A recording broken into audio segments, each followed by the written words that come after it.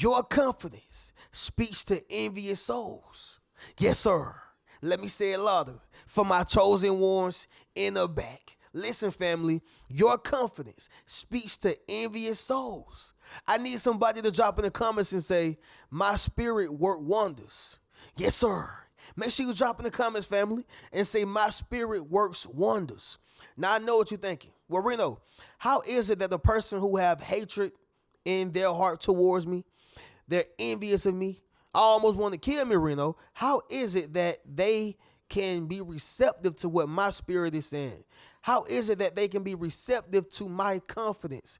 Listen, y'all, although there's a portion of this world who have people that are heartless and soulless, there's another percentage that have individuals who actually do have hearts. No matter how much hatred they have in their hearts, no matter how much bitterness they have within their hearts, no matter how much, envy they have in their hearts, they still have a heart, which means they feel, they think, all right? They see, they pay attention, they desire, they want. They are actually human beings. And so whenever you come across this individual, whenever they see you, it's something that you send off in them.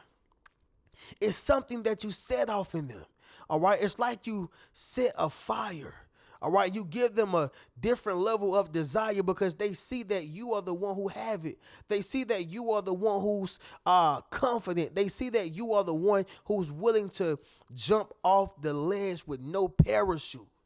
And somehow you still come out on top flying. All right. And that's what they like about you. And so with that being said, y'all, when you walk into the room, your confidence speaks to even those who are envious of you. Your confidence sends off a message to them that I can do what they're doing.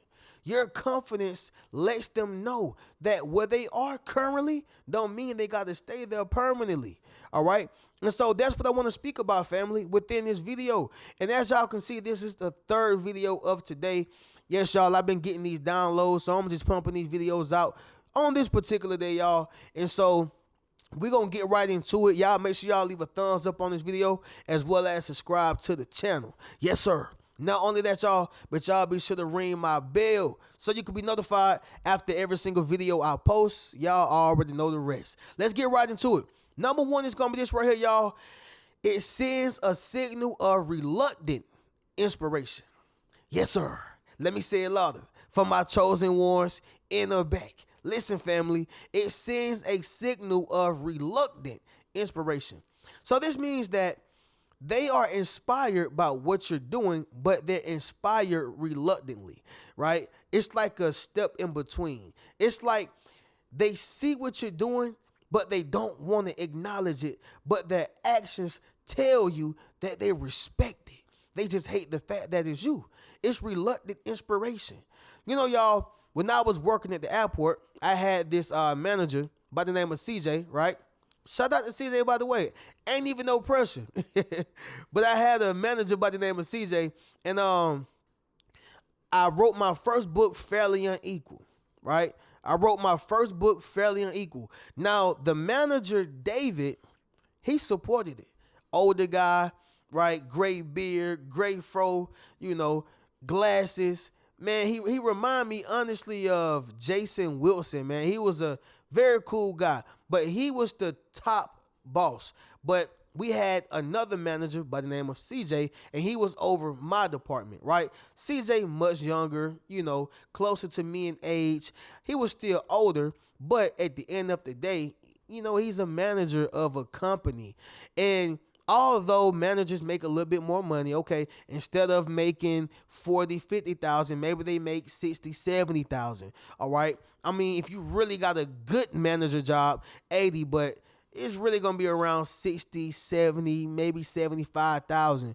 And so I'm not, downing it, but sometimes people are not happy with their pay. Sometimes people are not happy with their position. And so he see this young black brother who's going inside. And by the way, this is not a black and white thing because he was a African-American manager as well, by the way. But he see this young black brother coming into their facility talking about I got my book. If y'all want to purchase it, y'all can purchase it. You know I'm a hustler, so I was taking my book on the floor. I was taking my book, to the break room. I took my book with me everywhere I went, right? And so I never forget, it was this particular day where David wanted to purchase my book. So he called me into the manager's office, okay? And it was about two other ladies in there, CJ in there, of course, and David. And so I believe it was like 4 organizations, but they're all underneath one umbrella. So when he called me in there, he's pointing to me, you a young black man. I love what you're doing. You purchased the book. Man, you could be doing anything, but you decided to do something positive. I mean, he's just going in and pouring into my cup, which I really appreciated. But then you got CJ on the side who says, hey, that what's up, Richard? Well, you never know. I may see you on TV. Now, I know some of y'all may say, well, Reno, he was pouring into your cup too. No, he was not. Let me explain. He gave me a compliment wrapped in sarcasm, which made it an insult. All right. So it wasn't about what he said. It was about how he said it. And so, and on top of that, he didn't even purchase my book. Okay. So how can I truly appreciate or even receive what you've told me, knowing that you even said it in a sarcastic tone? The point is, y'all, is that he was still inspired, but reluctantly. How do I know he was inspired? Because he still said something. He still said something. When a person don't care about what you're doing, and when a person don't see your confidence, and when a person when they're not threatened about what you're doing, guess what, y'all? They ain't gonna say nothing. Ain't no reason to say something. Okay? And so that's what I'm saying. It takes confidence for a person to walk into an office and sell a book to a manager. All right? It takes confidence to write a book and bring it to the job. It takes confidence. And so that confidence spoke to his envious soul. And it sent the signal of reluctant inspiration. Guaranteed. All right? Number 2 is going to be this right here, family. The spirit of abundance. The spirit of abundance. Whenever you are a person who's confident, you're going to give off the spirit of abundance. All right. A lot of times, y'all, people who have this envious spirit, they're lacking somewhere. Even if they have more money than you, more cars than you, a bigger house than you, a better relationship that is perceived, whatever. They can have way more than you, but still be envious of you because you have a spirit of abundance. They have a spirit of lack. Maybe they don't believe in themselves the way that you do. Maybe they don't have happiness the way that you do. Maybe they have a poverty life, right? They can be wealthy, but a poverty life. How is that possible, Reno? They don't have friends, family. They don't have time to spend it with others. They don't have all the things that money can't buy. You follow what I'm saying? But they do have all the things that money can buy, and the list goes on. But when a person have a spirit of abundance, it's a certain spirit that they bring around other people that brings certain things out of them. And that's what you have whenever you are confident. Take, for instance, the man who sleep on his mama couch and still end up with a lot of women. Yeah.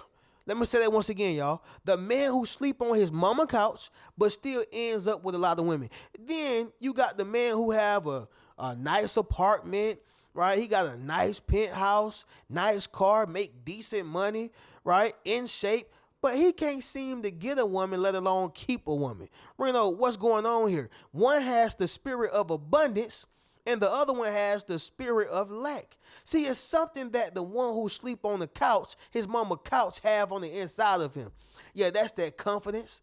That's knowing who he is. That's understanding what his superpower is, what his value is. Even though he ain't got much to bring to the table, he still know what he do bring to the table. But then you got the man who has the penthouse. He got a nice apartment, maybe even have a mansion, right? But still need help with women. Reno, what are you saying right now? He has a spirit of lack. Maybe he's lacking knowledge of self. He's lacking spirituality. He's lacking whatever it is.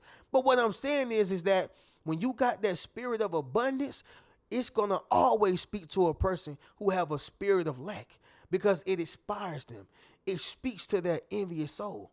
Make sense of what I'm saying, y'all? Drop in the comments and let me know. Number 3 is going to be this right here. The idea of plagiarism.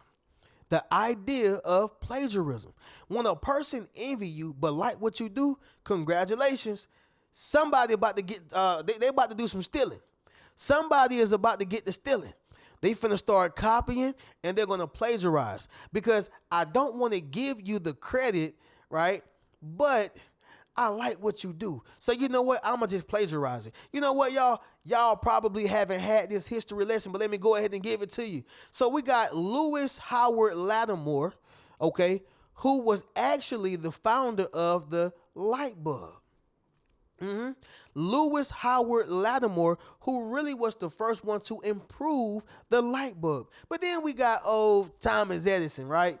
You know, Thomas Edison was the one who patented and made it seem like it was his and like he did the most work. No, it was Lewis Howard Lattimore. And see, they would say, well, Thomas Edison did give Lewis Howard Lattimore his props by allowing him to be within his organization. Key word, his organization. Lewis Howard Lattimore was actually used. He used him for his technicalities. He used him for his patent skills. He used him for the research and the work and the improvement that he has already made on the light bulb. And so what he did was bring him here and take the full credit. That's why we notify Thomas Edison as being the one who founded the light bulb. It was really Lewis Howard Lattimore.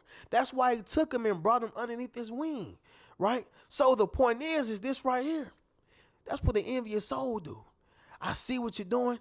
I see what you're working on. If I can't beat you, I'm going to join you. So you know what, Lewis Howard Lattimore? You can join the Edison organization. Yeah, you can join the Edison organization. And by the way, I'm going to go down in history for this great invention that you have improved more than myself. The point is, y'all, is that an envious soul who is inspired by your confidence gives them the confidence to plagiarize or steal whatever it is that you have created or done before them.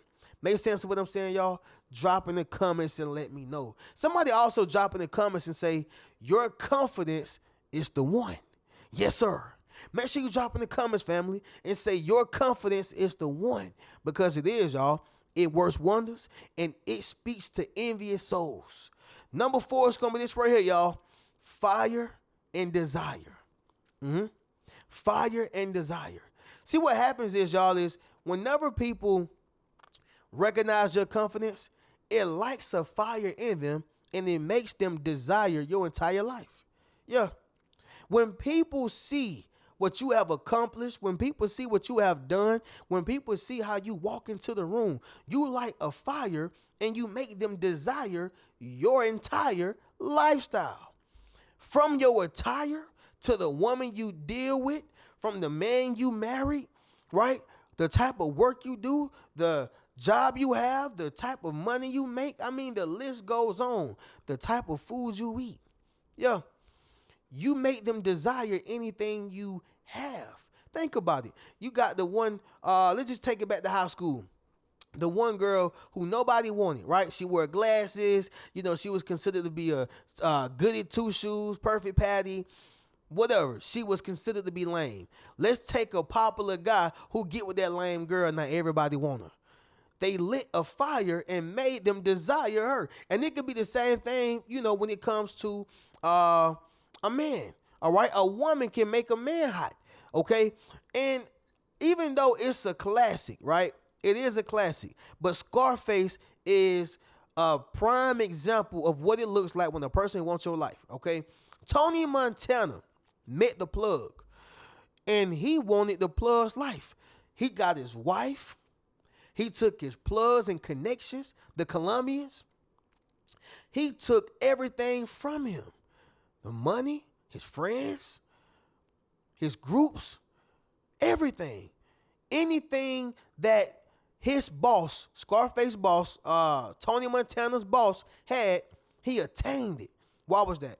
Because his boss lit a fire on the inside of him and made him desire his entire life. All right? And again, it's a classic, y'all. But that's the reality of that movie. Tony Montana wanted his boss's entire life, and he got it too. Number 5 is going to be this right here, y'all. It makes them want to destroy you, okay? It makes them want to destroy you. Think about big-time rappers, those who make it out the hood, those who make it out the ghetto, okay? Those who become successful within their lives and their careers. Understand something, y'all. There's a lot of people who's hypnotized by hatred. There's a lot of people who won't be able to stand those big-time rappers, big-time singers. You know why? Even those who made it as an athlete. You know why? Simply because you made it out of a place we are still stuck in. So it's going to cause them to want to destroy them, destroy their reputation, destroy them physically, destroy their name, destroy everything and anything that they have built. It can be a school they put right there in the center of the hood. Look, y'all, they doing something good for the hood. However, since they were not the ones who was able to do it, we're going to tear it down. Yeah, we want to destroy their entire character and reputation. Character assassination attempts are real, family. They are real. So you got to think about this when it comes to yourself. Your confidence speaks to envious souls. It makes them want to destroy you because of how confident you are. Do you see people go against those who walk with their head down? Do you see certain people go against those who don't dress well, who don't have that confident swag about themselves? They don't go against those type of people. Why? Because they are not a threat. They're not threatened, okay? And so the point is, y'all, is that your confidence speaks to envious souls. I need you to understand that. But with that being said, family, y'all already know how we do. We're going to do this recap and then we'll conclude this video. Number 1, it sends a signal of reluctant inspiration. Number 2, the spirit of abundance. Number 3, the idea of plagiarism. Number 4, fire and desire. And number 5, y'all, it makes them want to destroy you. I ain't make the rules, y'all. This is the way it is, y'all. All right? But with that being said, family, y'all already know how we do. Y'all make sure y'all get you a Yes Sir t-shirt or a Yes Sir hoodie. Go over to the Rich Mentality Academy, join the membership, meet your tribe. Y'all be sure to get you a Yes Sir hoodie once again. And of course, y'all can book a one-on-one session with your boy or check out any one of those books. I'm going to catch y'all in the next video. Keep a rich mentality. Peace.